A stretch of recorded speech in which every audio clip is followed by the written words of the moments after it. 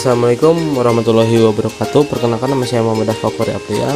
Saya mahasiswa Fakultas Hukum Universitas Subang semester 4 dengan NPM C1A2000013.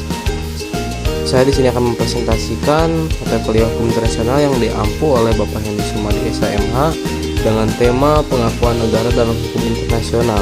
Dalam suatu pengakuan pasti ada negara. Apa sih negara itu? Negara merupakan organisasi kekuasaan yang berkedaulatan, menguasai wilayah-wilayah tertentu dan penduduk tertentu yang kehidupannya didasarkan pada aturan-aturan atau sistem hukum tertentu. Lanjut ke pengertian pengakuan. Pengakuan adalah metode untuk menerima situasi faktual yang kemudian diikuti oleh konsekuensi hukumnya. Dengan dimilikinya pengakuan oleh suatu negara, otomatis dengan demikian hal tersebut menunjukkan bila negara tersebut telah menyandang hak-hak dan kewajiban hukum yang dibebankan oleh hukum internasional pada negara tersebut. Adapun akibat hukum dari pengakuan, yang pertama dari segi penetapan. Pengakuan lebih merupakan perbuatan politik daripada perbuatan hukum. Mengapa? Karena pengakuan merupakan perbuatan pilihan yang didasarkan pada pertimbangan-pertimbangan untuk kepentingan negara yang mengakuinya, bukan merupakan perbuatan keharusan sebagai akibat yang telah dipenuhi persyaratannya ya, untuk ditetapkannya oleh hukum. Yang kedua ada dari segi akibat. Pengakuan merupakan perbuatan hukum. Mengapa? Karena pengakuan menimbulkan akibat yang diatur oleh hukum internasional, yang menimbulkan hak-hak, kewajiban, privilege yang diatur oleh hukum internasional maupun hukum nasional bagi negara yang mengakuinya. Selanjutnya bentuk-bentuk pengakuan ada 5.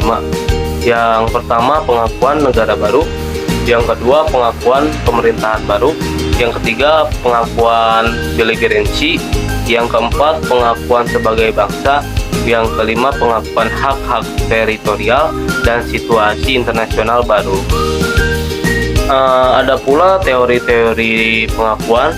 Yang pertama ada teori konstitutif, pengakuan menciptakan negara atau pengakuan memberi status negara. Yang kedua ada teori deklarator.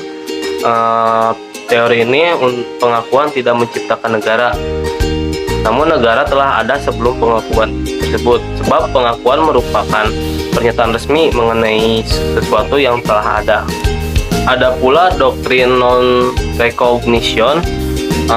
Doktrin of non-recognition untuk wilayah yang diperoleh secara tidak sah, negara-negara tidak akan mengakui suatu wilayah yang diperoleh melalui cara-cara yang tidak damai atau cara-cara abnormal untuk memiliki suatu wilayah yang dapat dengan menggunakan angkatan bersenjata. Doktrin tersebut tercantum pada pasal 3 Anti-War Pact of Non-Aggression and Conciliation.